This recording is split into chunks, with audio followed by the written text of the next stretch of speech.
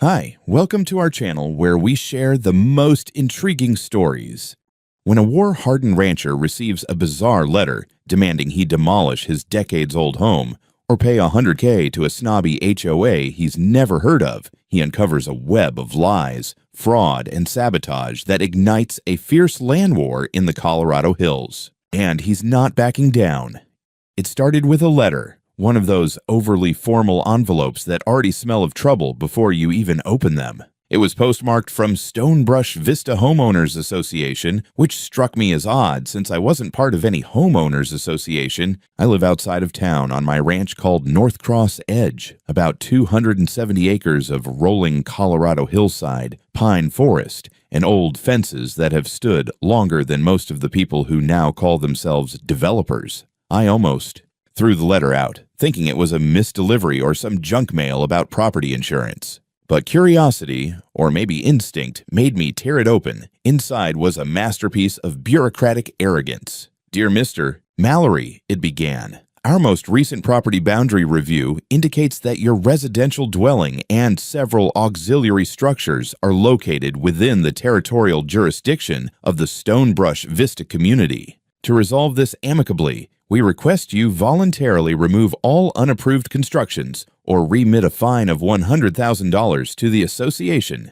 I had to read it twice before laughing out loud. They were essentially demanding that I tear down my own house or pay them a six-figure sum for living where I've lived since before their community even existed. I walked out onto the porch, letter in hand, looking across the pastures toward the new construction site that had sprung up like a rash over the last half year. 14 identical luxury homes lined the hill beyond my southern fence. Stonebrush Vista, the sign read in sleek silver letters, promising exclusive mountain serenity. In reality, it was a glorified subdivision, identical boxes with infinity pools and HOA fees that probably cost more than most people's mortgages. A wide paved road ran right along the edge of my property, built over an old service easement that predates even my father. The road was legal, the servitude registered decades ago, but the arrogance in that letter was something else. I reread it slowly, scanning for any shred of logic.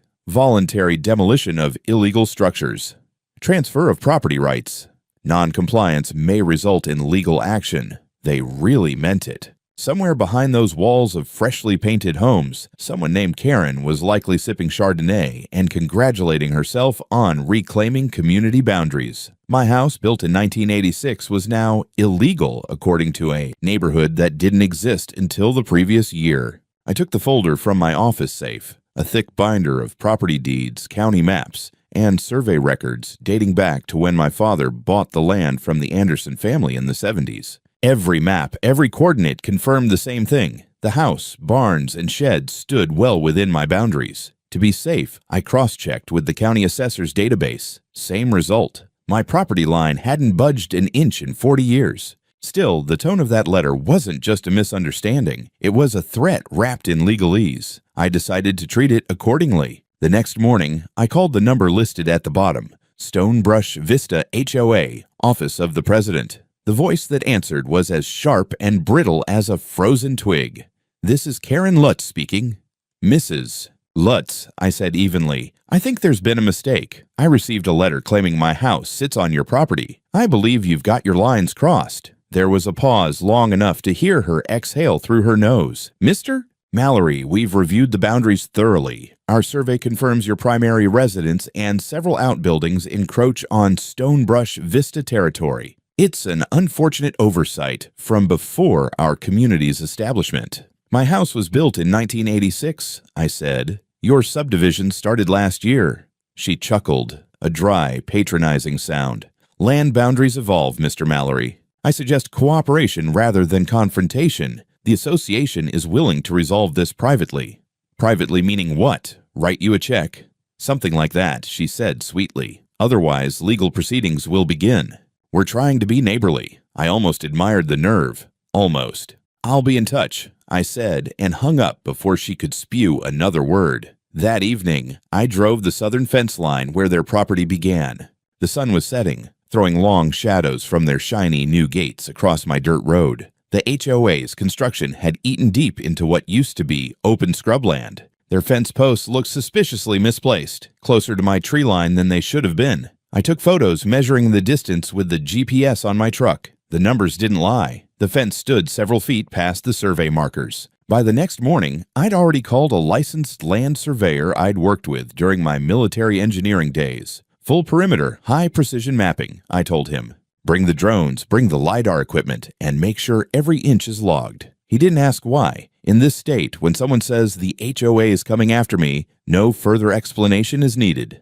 While waiting for him to arrive, I kept the letter pinned to my fridge as a reminder, not of intimidation, but of stupidity. A group of self-appointed suburban aristocrats had just accused a former Army engineer of not knowing where his own land ended. That was going to be their first mistake. The surveyor arrived 3 days later, just after sunrise. His name was Roland Weathers, mid-50s, former Navy tech turned private land mapping expert with a fondness for drone gear and topographical sarcasm. I met him at the south fence line, coffee in hand, as he and his assistant unloaded gear from the back of a battered van that looked like it had seen a few war zones itself. Within the hour, Roland had drones in the air, LiDAR sensors spinning, and a half-dozen satellite overlays syncing with his laptop. He didn't waste time with pleasantries, just nodded at the HOA fence and muttered, "That thing's already begging to be embarrassed." We worked the perimeter slowly. Every boundary marker, every coordinate cross-checked with the original plat map from the county. My house was clean, well inside the border, the barn too.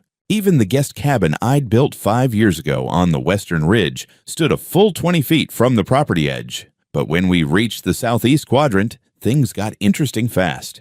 Roland stopped in front of the HOA's clubhouse, which was styled to look like a faux mountain lodge complete with fake stone facade and decorative elk antlers. He tapped his tablet and frowned. "Well, here's your smoking gun."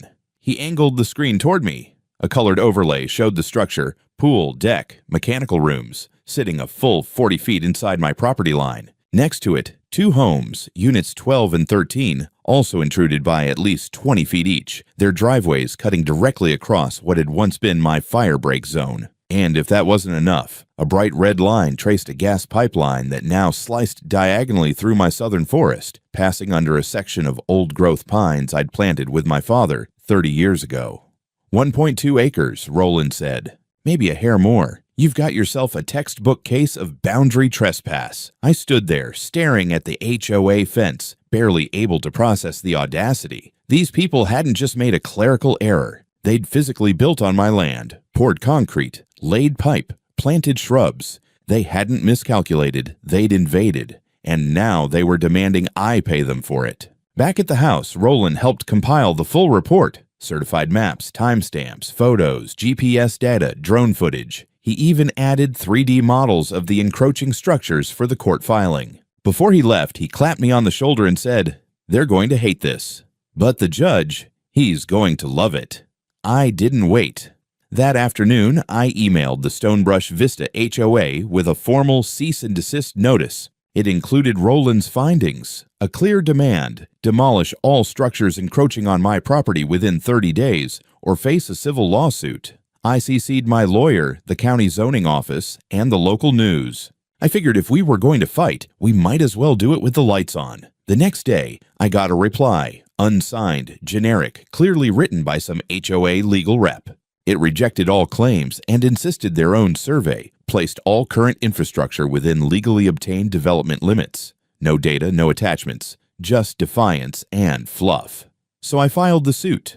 Officially, trespass, unlawful encroachment, destruction of protected land, illegal utility installation without easement, and just for good measure, negligence. My lawyer, Dana Worth, practically grinned when she saw the materials. "They came after your house," she said, "but you're going after their subdivision. I like it." By the end of the week, I'd heard from a reporter at the local station. She'd seen the public filing and wanted an interview. I told her she could have the story, on one condition. We'd film it from my drone showing the property lines, the intrusion, and the smug concrete smugness of the HOA's new community center sitting smack in the middle of my trees. She agreed. The segment aired Sunday night. Veteran ranch owner faces off with HOA over land dispute. It showed overlays, documents, a shot of me holding the original 1985 deed, and a glorious wide-angle sweep of their clubhouse bathing in golden sunset over my stolen soil. It blew up online. Dozens of comments, people sharing horror stories about their own HOAs. A local surveyor chimed in with, "That's a textbook overbuild. Guys got them cold." I figured that would be enough to scare them into backing off.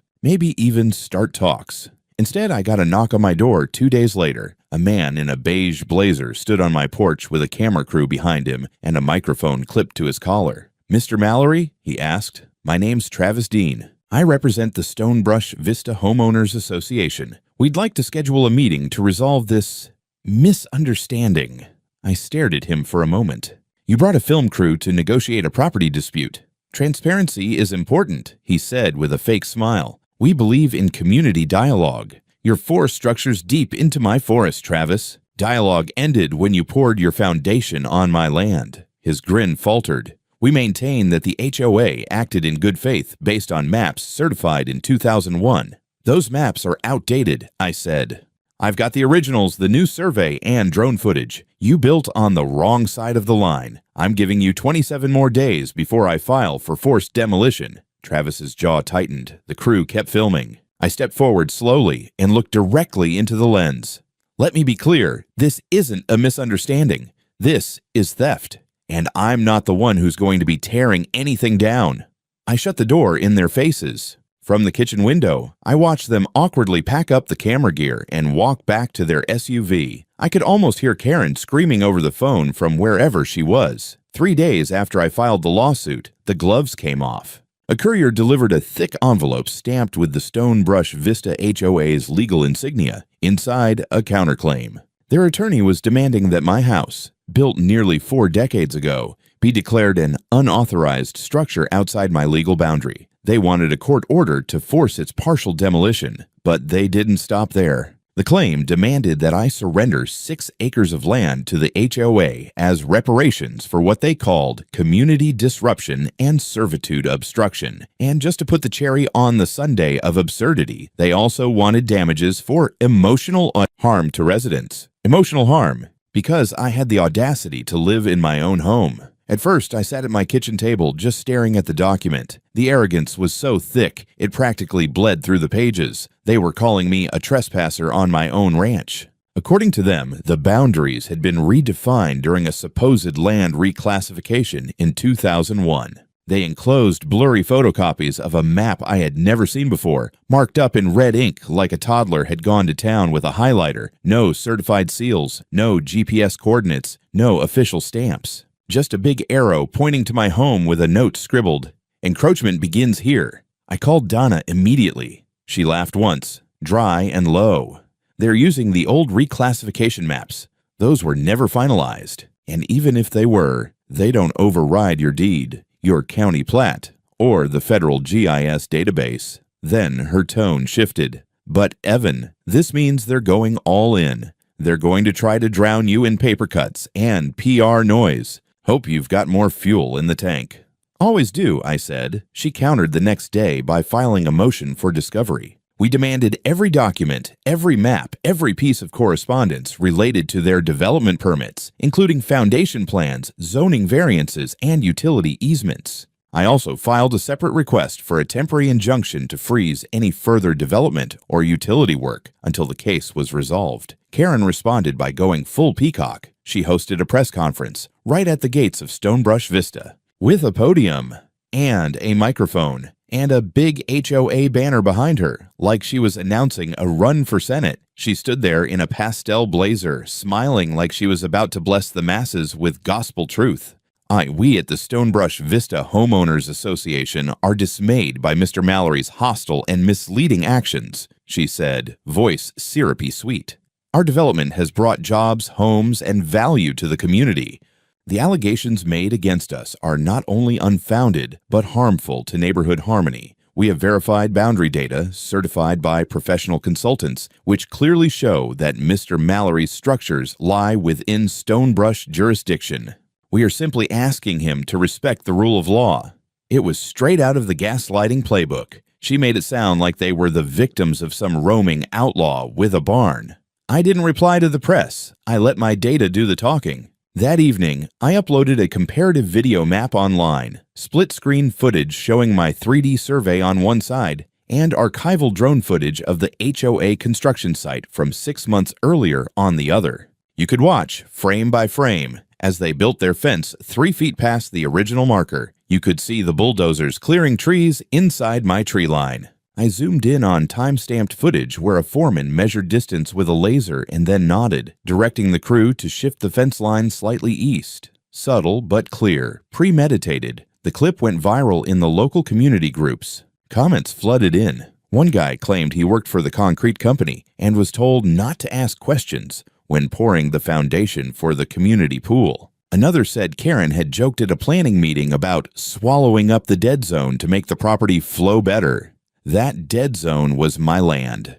The tipping point came when one of the HOA's own contractors messaged me privately. His name was Luis Rojas. He'd worked the grading phase for the first 4 houses, said he was willing to talk, on the record. 2 days later, we sat down in my workshop and filmed a deposition. Luis recounted how they'd been ordered to ignore the original stakes because the new survey shows we're clear. He said the stakes were mysteriously missing by the second week. And when he asked the supervisor, the guy shrugged and said, "We're the HOA now, we decide the lines." I gave that footage straight to Dana and made sure copies went to 2 reporters, a YouTube channel that covered HOA overreach stories, and a local land rights watchdog group.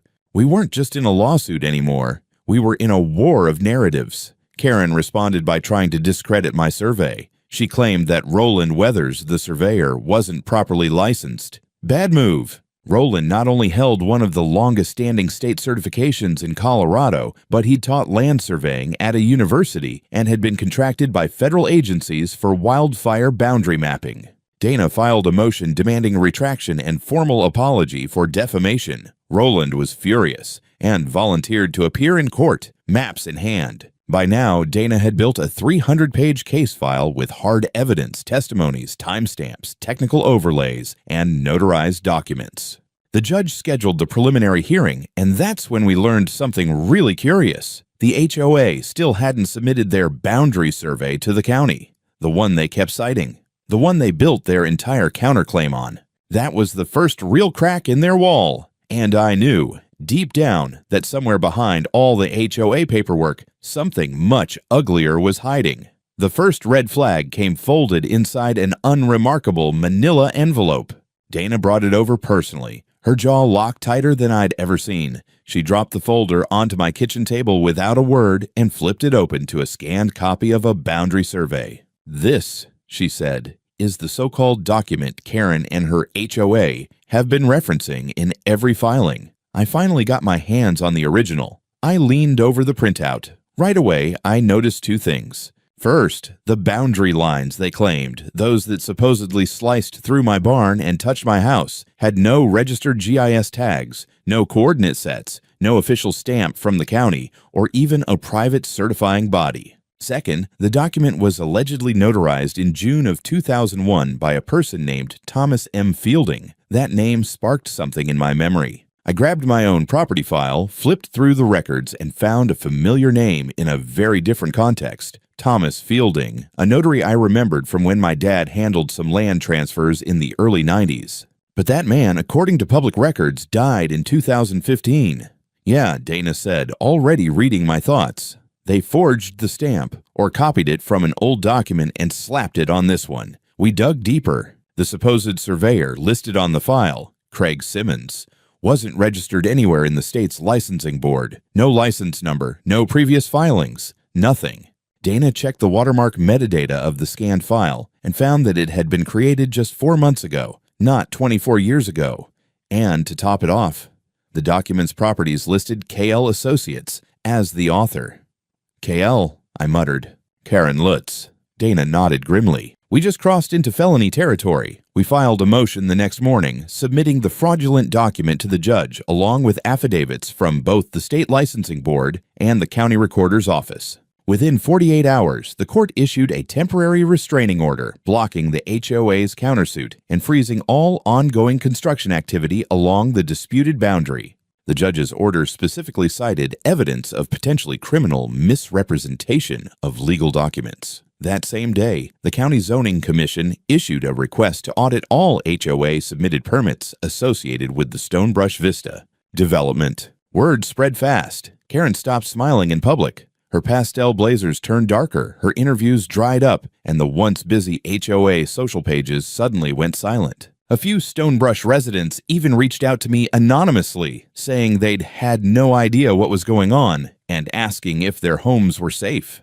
That might have been the end of it, if not for a young guy named Adrian, who worked in the county's GIS office. He left me a voicemail one evening saying he needed to talk off the record. We met at a diner 2 towns over. Nervous, wearing a hoodie pulled up tight, he slid into the booth and passed me a flash drive. "It's a screen capture," he said. "Karen came into our office last month, said there was a mapping discrepancy she needed help correcting.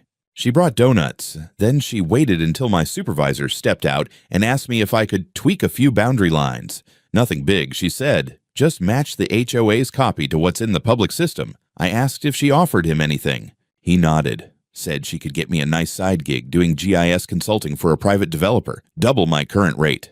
"Did you do it?" "No. But I played along, recorded the whole thing on my phone. I figured if she was willing to do this with me, she's probably done worse." He wasn't wrong. Dana reviewed the recording, and we sent a copy straight to the district attorney. Suddenly, the case was no longer a civil matter. Karen's name hit the county's criminal investigations docket under suspicion of offering bribes to a public official, document fraud, and unlawful manipulation of government records. Meanwhile, the Stonebrush Vista HOA panicked. Their legal team filed a motion to dismiss their own counterclaim without prejudice, clearly trying to cut the rot before it spread deeper. The judge denied the motion. Too late. The investigation turned up a string of shady land grabs Karen had engineered during her previous job as a developer in Arizona, records that showed mysterious boundary disputes resolved in her favor thanks to last-minute maps and suddenly vanished survey markers. Most of those were settlements no one ever challenged, until now. When the court ordered all construction halted, the building crews at Stonebrush vanished overnight. Half-completed sidewalks sat abandoned, pallets of stone left to weather in the mountain wind. The once busy pool site turned quiet. You could hear birdsong again along the ridge. No chainsaws, no cement mixers.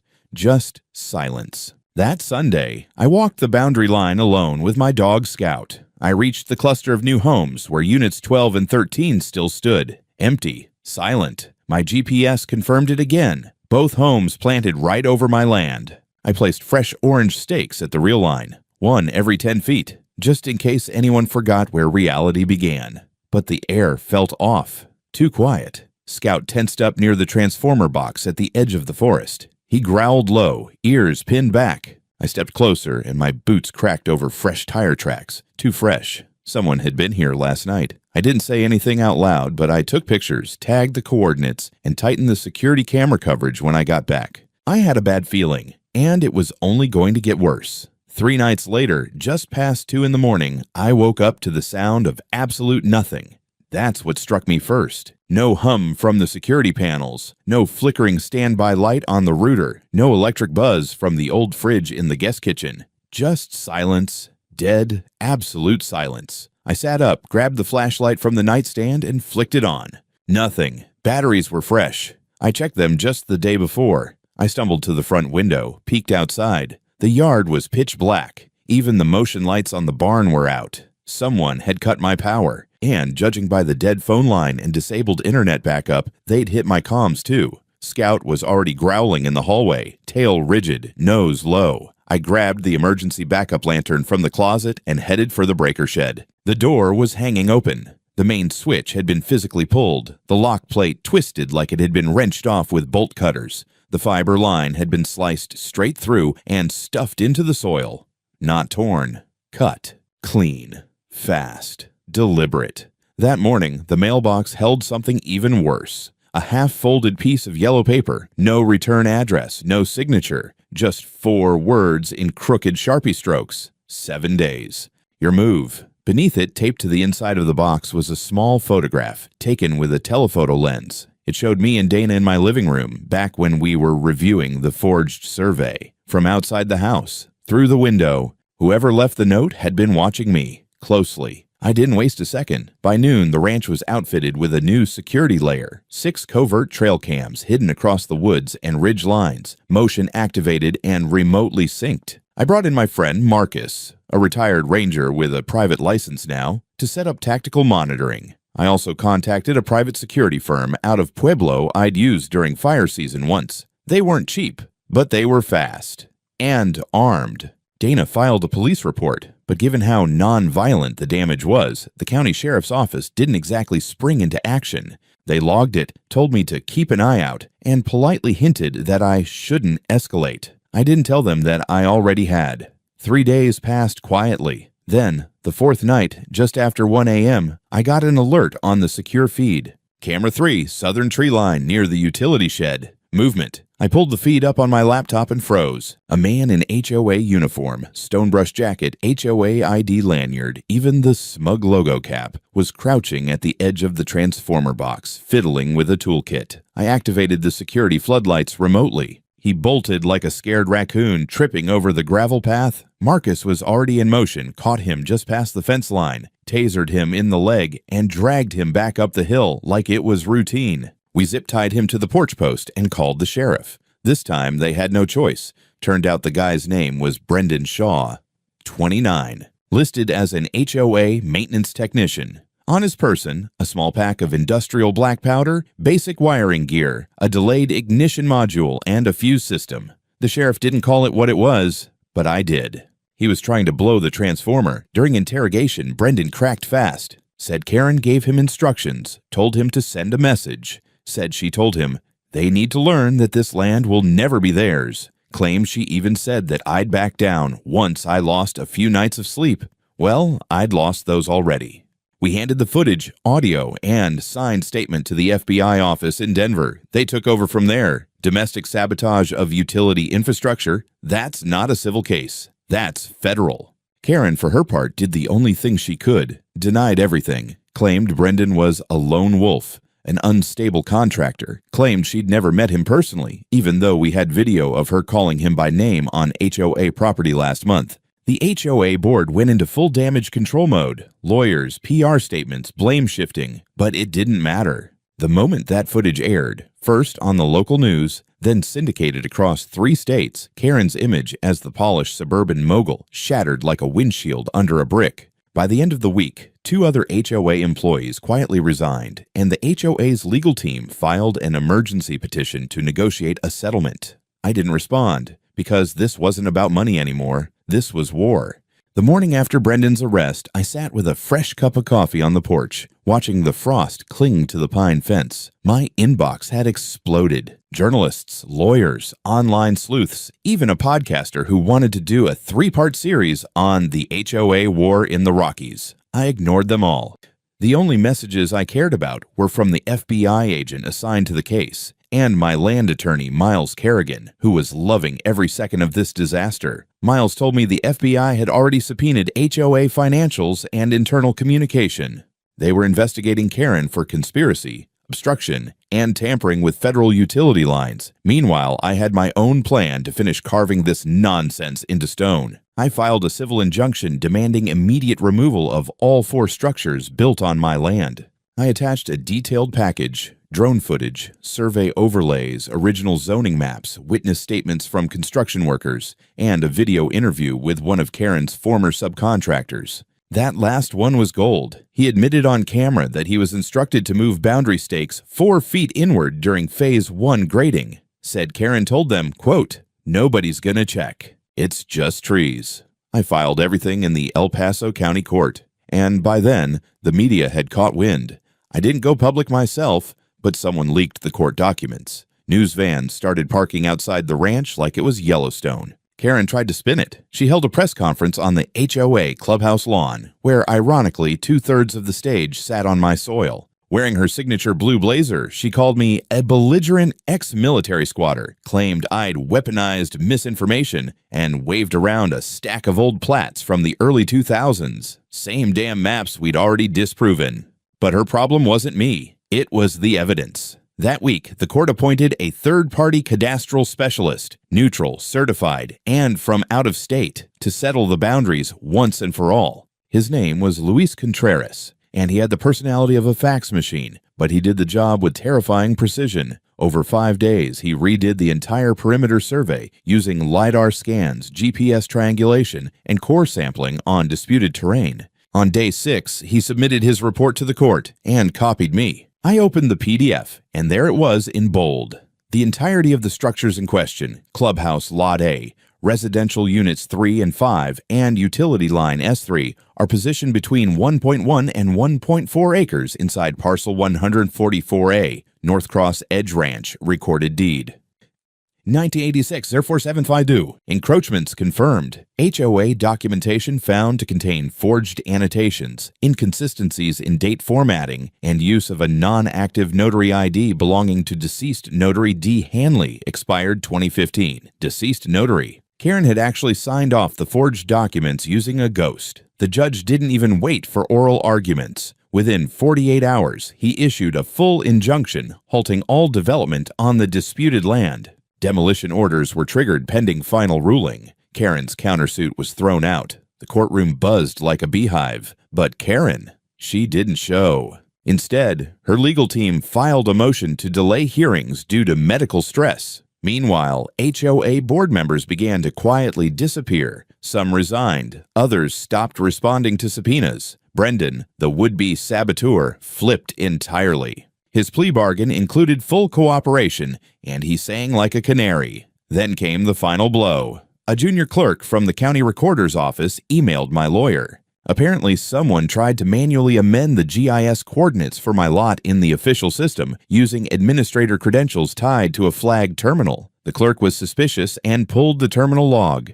Guess who was caught on the internal CCTV? Karen. She'd entered the office under a guest badge using her maiden name, K. Bowers, and attempted to submit a correction form with a forged timestamp and updated parcel boundaries. It was all on video. Her ID, her handwriting, her bribe attempt, awkward and laughable, caught on mic. Look, I can get you 10 grand right now. Just clean up the lines a little. Within a day, she was in custody. Fraud, document forgery, bribery of a public official, and tampering with land records. And suddenly, no one in the HOA had anything to say. Not to me, not to the press, not even to their own residents. The court date for the final ruling was set. My lawyers prepped. I walked the property again, along the old oak line, past the clubhouse that never should have existed, past the homes that would soon be leveled. I stopped at the southern tree line and stared at the utility marker near the transformer Brendan tried to rig. And I wondered how many other people out there were fighting wars they never asked for just because someone in a blazer decided that paper power meant more than property. The week before, the final court hearing felt like the deep breath before a storm. The injunction was in effect, the HOA board was in shambles, and Karen was being held without bail, awaiting arraignment on a litany of felony charges. But even with her behind bars, the damage wasn't done echoing. I doubled my security presence around the ranch. Motion cameras, infrared trip sensors, a new gate system, and a rotating team from a private security firm made up mostly of retired law enforcement. My insurance agent was thrilled.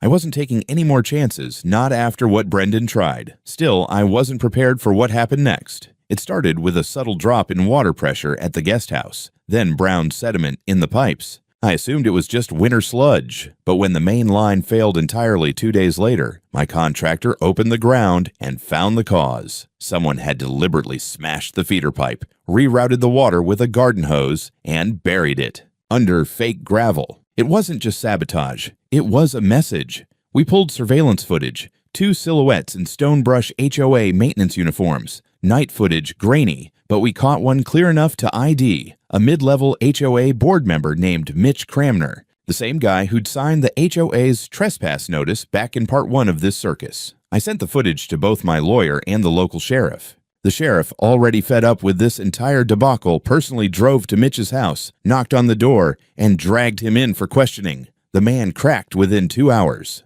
Mitch confessed that after Karen's arrest, a few board members decided to salvage leverage by making life as difficult as possible for me, destroying infrastructure, faking reports of code violations, even drafting a new emergency access ordinance that would have tried to keep me off part of my own land for community fire safety. Apparently, Karen had pre-written a list of sabotage tactics in case she went down. The document was found during a warrant search of her home, along with 2 burner phones and a printed Google satellite image of my ranch with red markings across the boundaries. It was cartoon villainy. I couldn't believe this was real life. But what really pushed it over the edge was the community meeting. HOA members, actual residents of Stonebrush Vista, many of whom had spent upwards of $1 million on their homes, held an emergency gathering in the clubhouse, still perched illegally on my soil, mind you. They demanded answers. Some demanded refunds. Others wanted blood. The acting president, a nervous man named Blake Yeager, stood up and tried to explain away the chaos as a misunderstanding with the county. But by then, the Contreras report had been published in the court's public portal. Residents had seen the maps. They knew exactly where their living rooms were and weren't supposed to be. That night, I got a call from a woman named Diane, one of the Stonebrush homeowners. She apologized, said she didn't know what the HOA had been doing, and offered to testify on my behalf. She wasn't alone. Within 48 hours, I had 7 new statements from residents, contractors, and even a delivery driver who'd been told by Karen to park inside the tree line and never mention it. My lawyer compiled the whole mess: sabotage, confessions, boundary violations, the ghost notary, the bribe attempt, and now internal whistleblowers into one final exhibit packet for the court. He titled it, North Cross Edge vs. Stonebrush Vista HOA, Pattern of Escalating Malfeasance. We brought it with us to court the following Monday. The courtroom was packed. Reporters, HOA members, residents, camera crews. I wore my best boots and a clean blue shirt. My lawyer looked like he was headed to a prize fight. Karen appeared in a beige jumpsuit and shackles. She didn't look at me. The judge, a stoic man named Horner, took his seat and began reading from the case file. No jury. This was a bench trial for the civil side, with criminal charges pending separately, and Judge Horner didn't waste time. He laid out the findings in a slow, methodical voice, like a man listing off sins at the gates of hell. Land encroachment confirmed, forged cadastral maps, fraudulent notary stamp, unauthorized development, utility sabotage, tampering with land registry records, multiple witness testimonies, attempts to bribe a county official. When he paused, the room was silent. Then he turned toward Karen and her remaining legal team. I find in favor of the plaintiff, he said, tapping the folder once. And I will be recommending criminal prosecution on all discovered offenses.